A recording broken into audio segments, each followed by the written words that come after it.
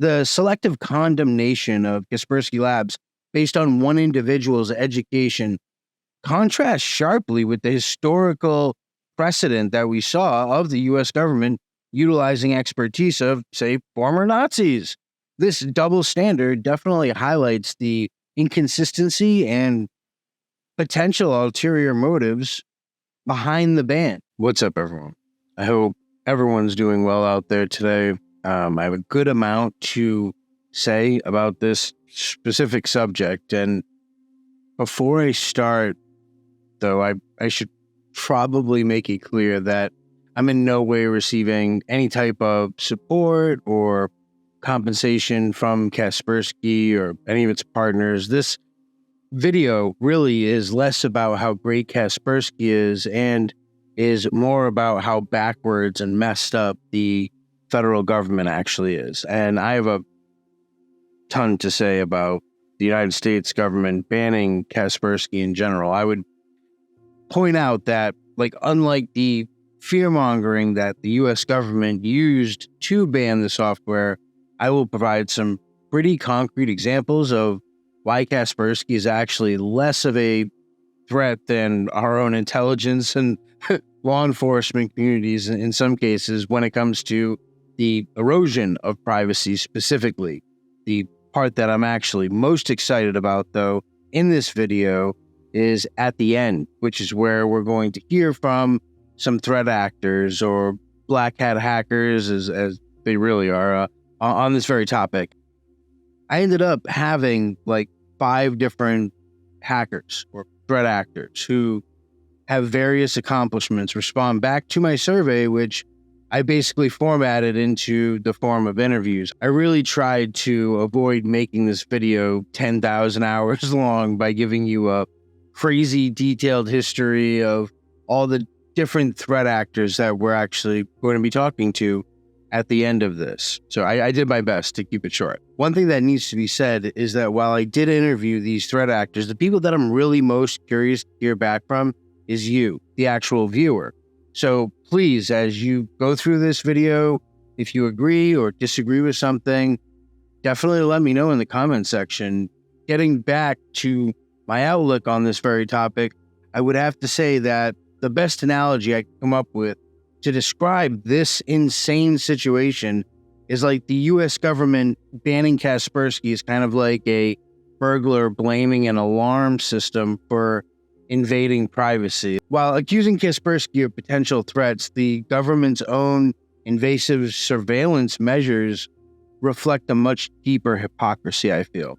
I noticed that a few YouTubers beat me to the punch of discussing this topic, although I would have to say that they did so by simply summarizing articles as videos. And I took a bit longer because I wanted to get into this on a much deeper level. I also wanted to get the input of other people who are not academics or related in any way to the media. And today, we'll be checking out the dumb and assumptive rationales for the ban, how it was banned, and why it actually matters. I'll provide some countermeasures that we'll talk about, and we'll go into the checkered history of the feds and our privacy specifically and discuss why it's actually hypocrisy. Now, all that said, I think that the lines between national security and privacy are increasingly blurred on a daily basis, and I think it's very intentional of the U.S. government. And as such, it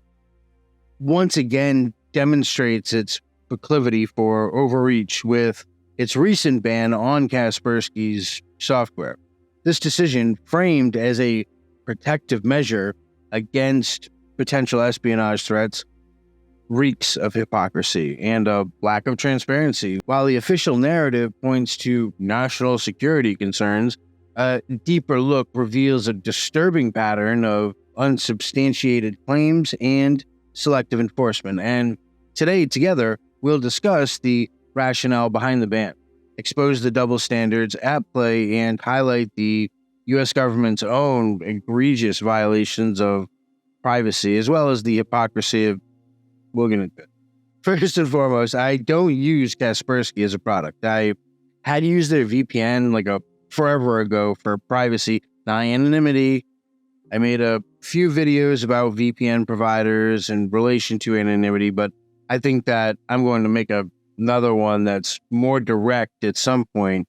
I digress. Of course, as I say in all my videos, you should never trust a company with your anonymity, but using a VPN for privacy is a totally different animal from my research anyways. I couldn't see any actual instances of Kaspersky handing over data of U.S. customers to the U.S. government. And I found multiple instances actually of them actually suing and fighting in federal courts against the U.S. government, which I like to see, if I'm being honest. History and reputation of Kaspersky. So to understand something, you kind of have to go back to the roots and kind of understand it from the ground up. So Kaspersky Labs has been at the forefront of the fight against digital threats since its inception in 1997. Founded by Eugene Kaspersky, the company has earned accolades for its cutting-edge antivirus software and its unwavering commitment to cybersecurity, along with its really good detection rates. Independent testing organizations, including AV Tests and AV Comparatives, have constantly rated Kaspersky products highly, highlighting the company's technical prowess and reliability. In fact, all in all, Kaspersky as a company has actually received over 6,000 different industry awards, specifically for its security solutions. Hands down, makes it one of the most endorsed security vendors that's actually out there. Despite its really good reputation, Kaspersky has been dogged by suspicion due to its Russian roots and the background of its founder. If judging an individual, though, because they've come from a particular country can be seen as discriminatory or prejudice, how is it the same logic is not applicable when a government decides to ban a company or organization because of the location of their home office or the education, for example, of the founder? And that's really what's at play here. Eugene Kaspersky's education at the KGB Higher School Technical Facility has fueled these particular suspicions. This is probably one of the few actually kind of understandable concerns, I guess you could say. That said, no concrete evidence actually links the company to espionage activities. Just like you said before, pointing out that it's fairly discriminatory to state that because a company is from a particular country, that by default it should be automatically be ruled out as being acceptable in the general public's eyes or safe. This is especially true when there are Russian-based companies that still operate here in the United States, right? Like banning Kaspersky Labs solely because of Eugene Kaspersky's education at a school kind of ignores the fact that the company's integrity and operations are the collective responsibility of many employees, not just this one individual. This is kind of flawed logic that is unfairly targeted, in my opinion, the entire organization based on one person's educational background. And Richard Holbrooke, for example, a prominent American diplomat, studied in Vietnam and served during the Vietnam War, yet his education and experience were considered assets rather than liabilities. Zbigniew Brzezinski was a national security advisor to President Carter. He was born in Poland and educated in Germany. His background was seen as valuable in understanding Eastern Europe during the Cold War. People with backgrounds with global education and training are pretty common among leaders and experts. The focus should be on the individual's actions and the company's security measures rather than their educational background. Cybersecurity should be about facts and evidence, not presumptions based on where someone went to school.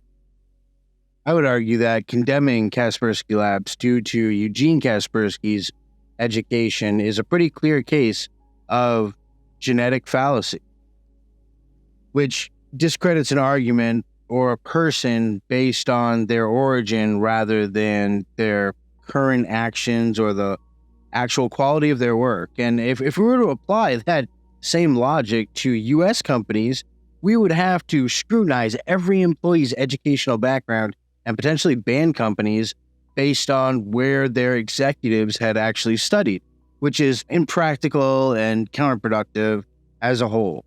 Consider the case of Sergey Brin, co-founder of Google, who was born in the Soviet Union. Despite his origins, Google is pretty much a cornerstone of American technology, innovation, and security. So should we also ban Google?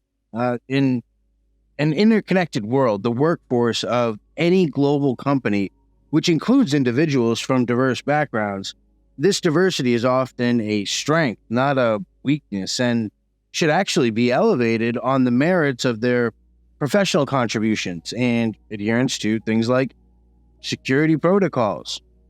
But that's right, where we have politicians calling the shots who would trade their beliefs and positions for a minor bump in the polls on any given day.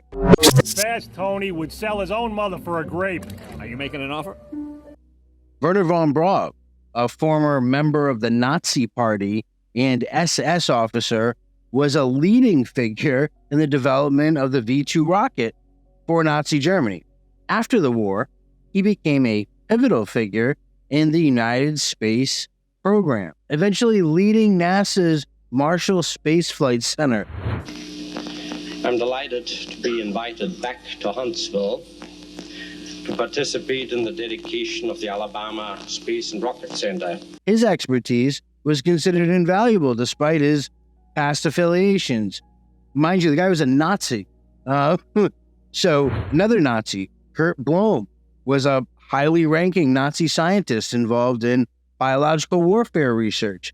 After the war, he was acquitted of war crimes and later employed by the U.S. Army Chemical Corps to work on biological warfare projects.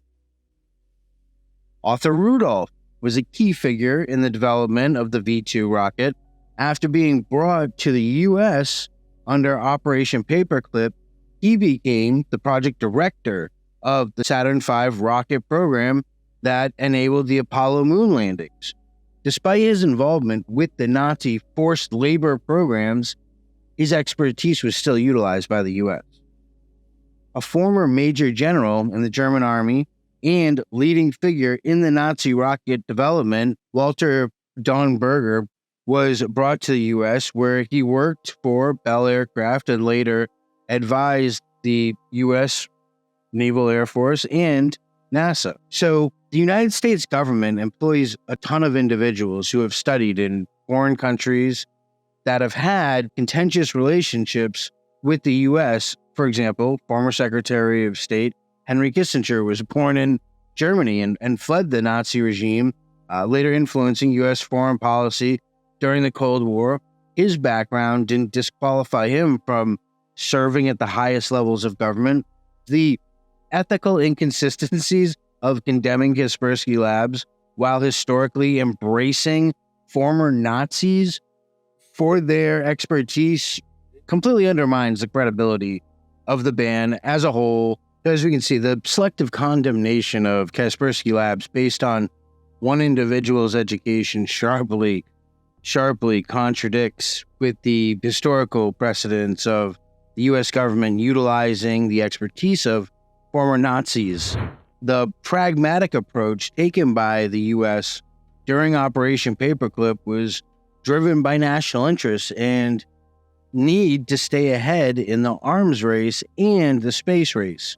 A similar pragmatic approach should also be applied to cybersecurity, focusing on things like tangible threats and benefits rather than historical educational affiliations. I mean, are you kidding me? Kaspersky Labs has denied involvement in this kind of nonsense like espionage activities. Timeline of events leading to the ban. The narrative surrounding Kaspersky's alleged threat to national security is not new, but rather a culmination of years of politically charged actions and accusations from politicians. Mind you, these are the same people who write laws to intentionally and purposefully omit themselves. In addition to that, they also many times don't even bother reading with the laws that they're actually passing. So with that in mind, let's check out a timeline of the actual key points in the evolution leading to this ban of Kaspersky products as a whole. In 2017, the United States Department of Homeland Security issued a binding operational directive known as a BOD. This mandated the removal of Kaspersky software from federal systems, citing concerns about potential ties to Russian intelligence and the risk of espionage. In 2018, Kaspersky filed a lawsuit against the United States government to challenge what it viewed as baseless accusations. The lawsuit argued that the DHS directive was unconstitutional and lacked substantiated evidence.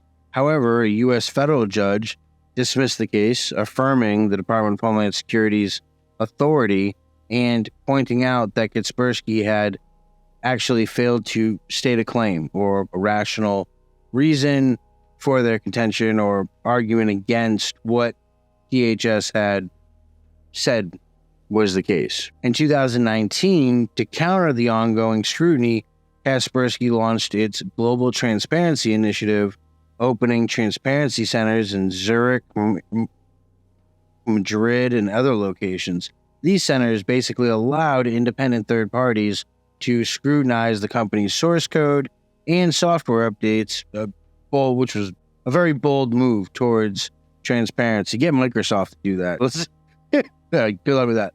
In 2021, the Biden administration expanded the restrictions on Kaspersky, utilizing the extended authorities of the Commerce Department to prohibit American entities and individuals from actually using Kaspersky software, citing continued national security concerns, which is a vague way of saying that they couldn't actually list anything specific, so they just used a blanket term in order to list it because they didn't like it.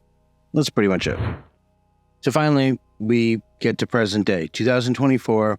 The ban was further entrenched through additional executive actions restricting Kaspersky's operations in the U.S., and it just really shows the persistent geopolitical tensions between the U.S. and Russia at high levels of government. This sequence of events really paints a picture of decisions steeped in geopolitical strategy and fear rather than any concrete evidence. That's always a recipe for winning, basing things like cybersecurity application accessibility in the hands of a crowd of politicians who's they're mostly elderly, and I would wager half of them couldn't operate a terminal on Linux to save their lives, but they're going to make decisions about which cybersecurity software should be allowed or disallowed based on nonsensical talking points of potentialities. Despite Kaspersky's efforts to prove its integrity, the U.S. government's actions reflected a deep-seated mistrust not supported by facts. Again, I have no personal stakehold in this actual battle. Kaspersky getting banned doesn't actually affect me one way or another. Official reasons for the ban. So some of the official reasons that we saw the federal government try to say were the reasons for them banning the actual software was alleged ties to the Russian government. The actual claim was that Kaspersky has connections to Russian intelligence. Before the dissolution of the Soviet Union, the school was basically the technical school of the KGB. Like, think MIT for the CIA. Basically, that's it. You have a half-hearted analogy there. Despite these ties, no definitive evidence has ever been presented that Kaspersky actively collaborates with Russian intelligence. While Eugene Kaspersky's background is frequently cited as a cause for concern, his education doesn't constitute proof of espionage activities. The company has been subject to numerous investigations, none of which have actually provided any concrete evidence linking Kaspersky to the Russian government in a manner that directly threatens U.S. national security to any degree. And an example of this, there's allegations that we talked about earlier in 2017 that suggested that Kaspersky Lab aided Russian espionage efforts by extracting classified documentation from an NSA contractor computer. However, these claims were based mainly on circumstantial evidence, and no verifiable public proof has ever been presented to substantiate any of those accusations. Another claim that the feds used to try and justify the ban was that Kaspersky software could be used for espionage by the Russian government. While the fact is that Kaspersky has consistently denied these allegations and has taken significant steps to prove its transparency, including what we mentioned before, other companies with similar risks, such as Microsoft, haven't faced any outright bans, despite known security vulnerabilities being exploited by various governments, including the U.S. government. For instance, the U.S. has continued to use software from American companies even after significant data breaches and allegations of backdoors being used for surveillance purposes. So another official claim that was made was that the use of Kaspersky products posed a threat to national security. Again, just a blanket kind of term that was thrown out there, which really makes no sense given the fact that Kaspersky products are used by like 400 million people worldwide without any documented systemic misuse whatsoever by the company. This widespread usage included individuals like consumers and large enterprises, and this really tells us that there's a fairly broad trust in the security and integrity of Kaspersky software in general. The method of implementation that the U.S. government used is, there's a few different things. Mainly, it was executive orders and actions. The ban on Kaspersky was basically implemented through a series of executive actions and orders. This method of enforcement completely bypasses the traditional legislative process, allowing executive branch to act unilaterally on matters it deems urgent for national security. Executive orders, while expedient, often don't undergo the rigorous vetting and discussion that accompany the legislative process. This result in decisions that may not fully consider all the implications and available evidence, as is limited input from experts. Commerce Department authorities. The Biden administration leveraged the expanded authorities of the Commerce Department derived from executive orders to further restrict the use of Kaspersky software by private companies and individuals. This extension of the ban beyond federal agencies marks a really big expansion and escalation in U.S. government actions against Kaspersky. And these measures include the restrictions on transactions between Kaspersky and U.S. entities, prohibiting American companies and individuals from purchasing and using Kaspersky products. And a really bad effect that this could have, removing Kaspersky products from the U.S. market, could absolutely and inadvertently increase the vulnerability of systems to cyber attacks by eliminating a significant player in the antivirus market. The U.S. reduces the diversity and the robustness, I should say, of cybersecurity defenses in general, potentially for everyone, creating gaps that could be exploited by malicious actors. I mean, this definitely has a really bad precedent and double standards. And I think one thing that we need to not forget is the United States, the government's own privacy violations. The United States government ban on Kaspersky is particularly hypocritical given its extensive history of privacy violations themselves. These violations have been perpetuated through a combination of surveillance programs, legislative actions, and corporate collaborations, which really shows us a kind of a scary picture of the state of privacy in the United States. One thing we can point at, surveillance programs. The government, especially the U.S. government, has long engaged in widespread surveillance activities, often under the guise of national security. PRISM is one of the most notorious programs involving extensive data collection from major tech companies like Google, Facebook, all of them. Through PRISM, the National Security Agency could access users' emails, chat logs, stored data, and other digital communications without their knowledge or their consent. Another powerful surveillance tool was X-Keyscore, which captures nearly everything a user does online. This program allows the NSA to intercept vast amounts of data, including emails, social media activities, and browsing histories. X-Keyscore's capabilities are so extensive that it can track individuals' online activities in real time, which should absolutely raise serious concerns about privacy and overreach of governmental surveillance to begin with. The extent of the NSA's mass surveillance was further highlighted by the revelation that it intercepts the emails, chats, and browsing histories of millions of Americans without a warrant. This kind of indiscriminate data collection undermines greatly the privacy of its citizens. It erodes the trust in government and technology companies that are compelled to cooperate with these surveillance efforts on innocent people, which is the vast majority. The legal framework enabling these surveillance activities is just as equally troubling, and I've made a video about this, but the Patriot Act enacted in the wake of September 11th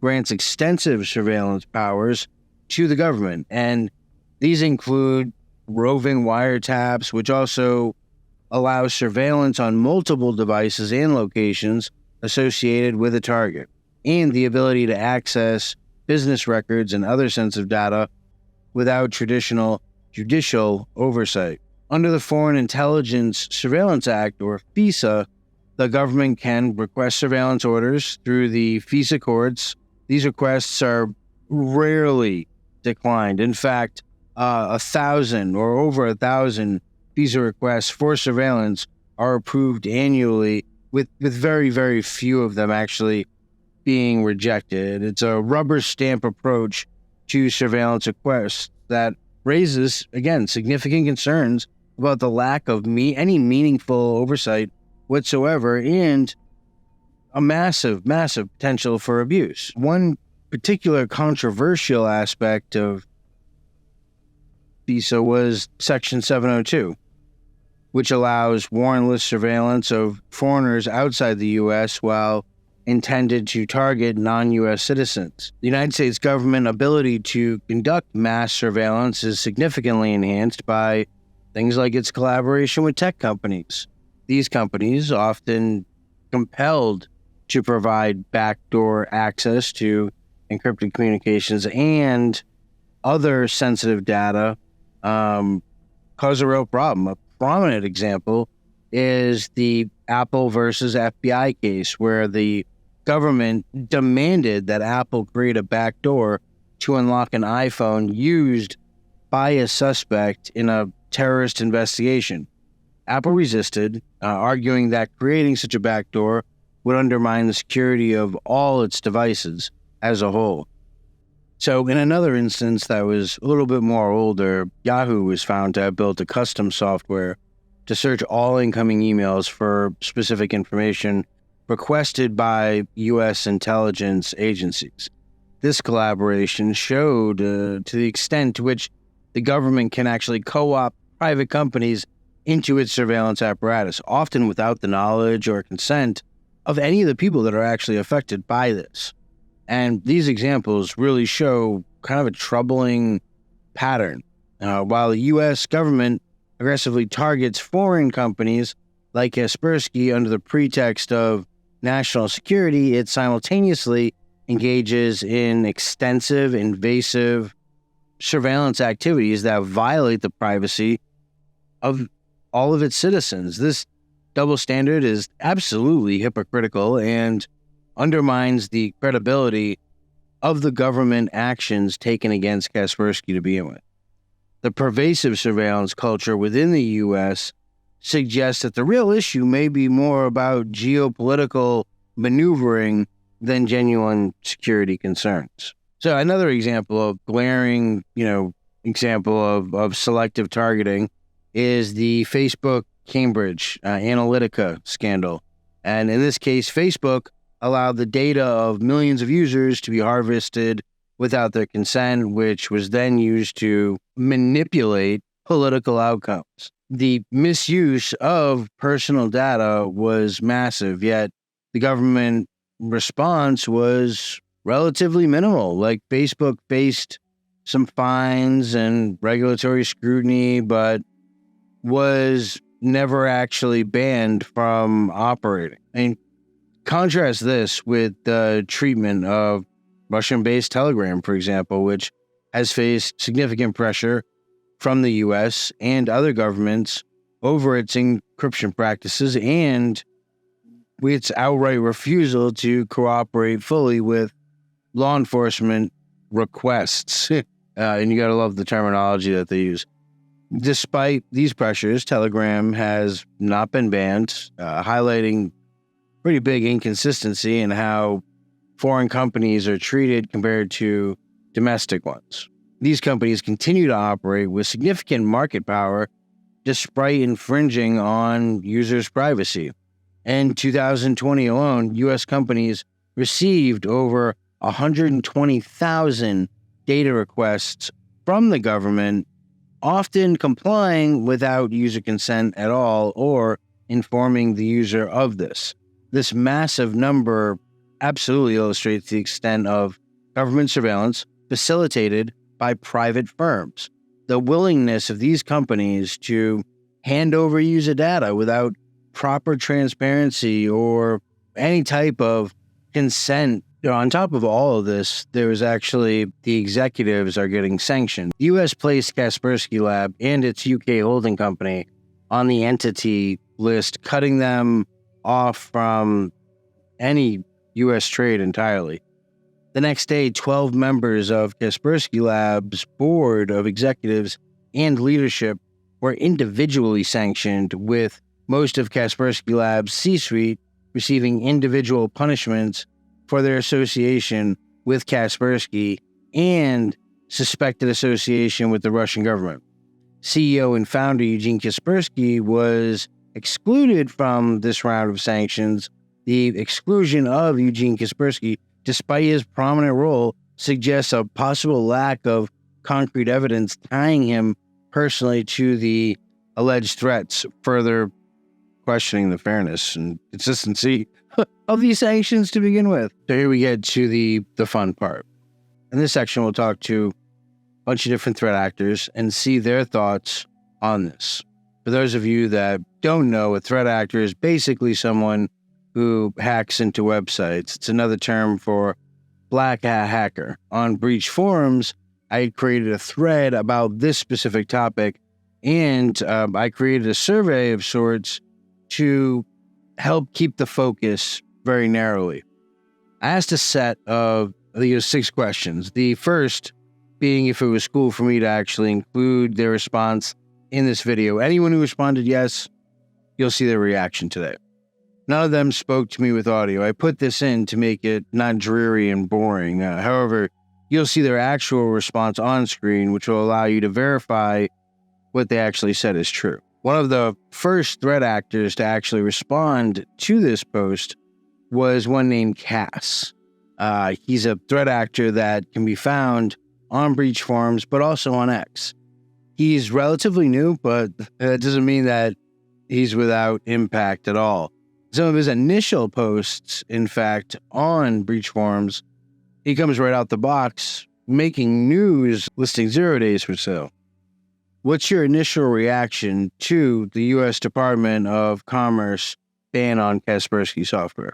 Yes, it's not good. Yes, I support it because with or without Kaspersky, they'll get breached. So yeah. Do you believe that national security concerns cited for the ban are valid? No, they consider TikTok a threat. So I don't believe any claims made by the U.S. government anymore.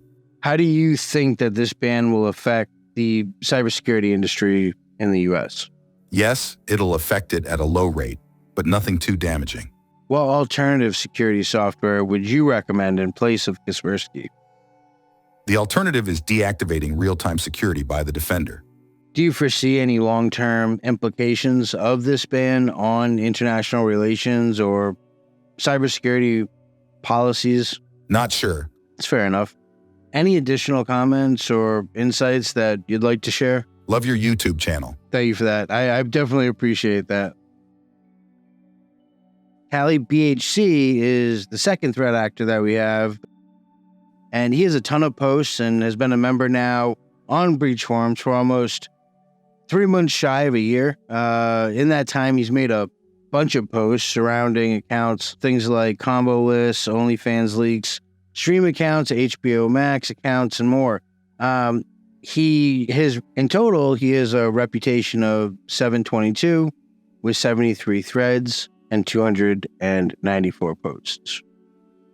So, what was your initial reaction to the U.S. Department of Commerce's ban on Kaspersky software? It's neutral. Why was it neutral? Kaspersky as a whole does not have a good reputation when it comes to privacy. It has been accused multiple times of being spyware and posing many other problems. I will talk a little more about it later on. Do you believe that the national security concerns that are actually cited for the ban are valid? Probably not. Why is that? The national security are just a bunch of rats, and they just want to control us in more ways than one. This is sort of like the local Monero ban, where the government was one of the external reasons why it got shut down. Feds ruin everything I love. How do you think that this ban will affect the cybersecurity industry in the U.S.? I'm uncertain. Why is that? I'm not sure how to answer this. I have never really trusted Kaspersky, so I never used it. I'm not really sure why I don't trust it, but I have heard some suspicious shit about it, like allegations of ties to the Russian government, concerns about data privacy and security. Some users have reported false positives and slow performance. As far as I know, it got banned on government computers back in 2017 due to the privacy reasons I mentioned above. Yeah, you're right about that. What alternative security software would you recommend in place of Kaspersky, and why? Probably something like Bitdefender, I don't know. I've had good experience with Bitdefender before and not that many issues. Do you foresee any long-term implications of the ban on international relations or cybersecurity policies? I'm not sure. Why? Well, this is a more yes and no type of answer, something in the middle. I do know that some people and even companies rely on Kaspersky, so it may pose a bit of an issue for them. But I do not see any long-term problems for these people or companies. Any additional comments or insights you want to share with us? No, not really. Fair enough. So, moving on to the next one. If I'm being honest, then the third threat actor is probably my favorite one. He goes by the name Intel Broker. I've covered his hacks numerous times on doingfedtime.com, and he's laid waste to many companies and organizations, including hacking into grocery chains, AT&T, Volvo, Auto Trader, AMD, the DC HealthLink program, Apple, Europol, the Department of Homeland Security, the National Geospatial Intelligence Agency, the U.S. Citizenship and Immigration Services, various breaches of U.S. armed forces, including Space Eyes, the Department of Justice, the Pentagon, and a host of other absolutely insane hacks that have also been cataloged and characterized many times by various different sources. So you get the picture. Along with being a threat actor, Intel Broker is also a moderator on Breach Forums. So, first and foremost, what's your initial reaction of the United States Department of Commerce's ban on Kaspersky? Do you support it? I oppose it. Why? The USA just assumes that a Russian-owned company is out to fuck around. Let's not forget that Kaspersky reported on the APT groups that the USA own, as well as Chinese and Russian groups. That's all I can say, because I lack the motivation to type out an entire response, because I'm lazy. Fair enough. Yeah, things to do. Moving on to our next threat actor, who's called Netsher. Sorry if I messed up your name. I probably did. My bad.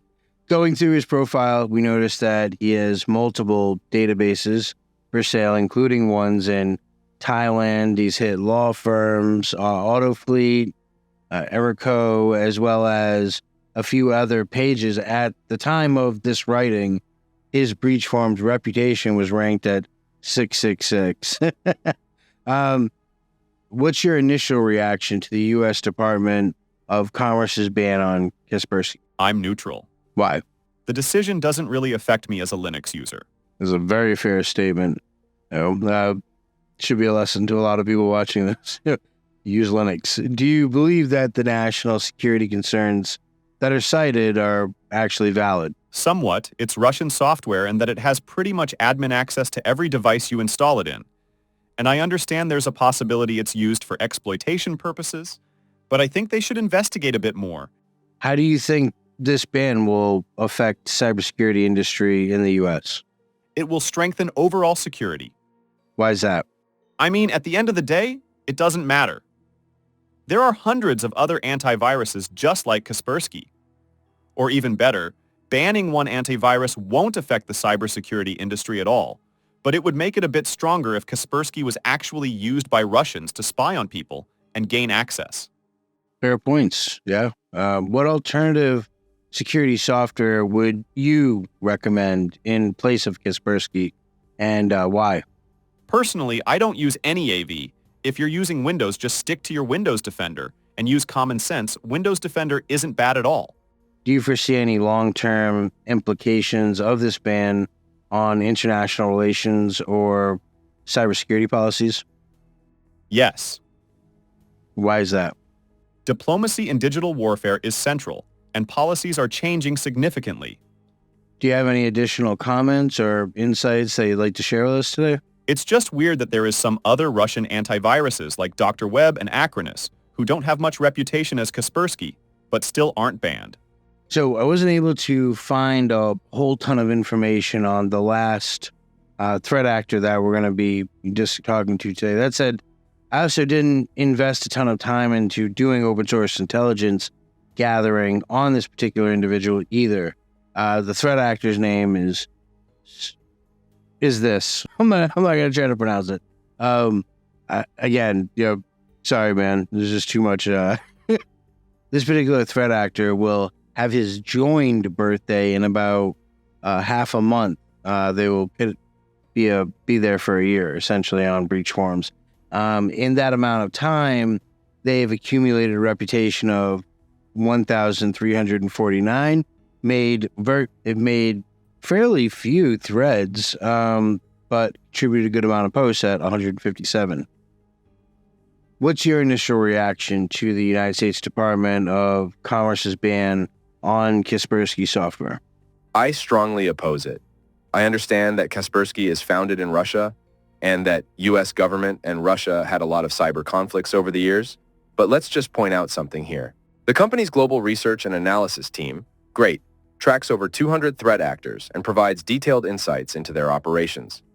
Kaspersky's Q2 2023 report highlights the evolution of new and existing APT campaigns, noting updates in tool sets, creation of new malware variants, and adoption of new techniques by these threat actors. Kaspersky has detailed their activities in various reports. For example, Chinese APT groups are known for targeting sectors like telecommunications, government, and defense, employing advanced malware and exploitation techniques. Russian APT groups, on the other hand, have been linked to cyber espionage campaigns that target critical infrastructure and governmental entities, often leveraging their capabilities for geopolitical objectives. Things I listed above are just a small portion of good things about Kaspersky itself. You can access Kaspersky's threat intelligence portal and see other things related to this topic. In conclusion, I think US should investigate this further and not judge a book by its cover like they always do. That's it from me. Stay healthy. So I know this video probably went far more in depth than what you were actually expecting from a video about this particular topic, but I really hope that you enjoyed it. I hope that you got some value out of it. And let me know, again, what you think of these topics and what you think of the points that I made. Feel free to respond to the threat actors. They'll probably see it in this post. And thank you for watching to the very end. And thank you for supporting the channel by commenting, liking, and just being here in general.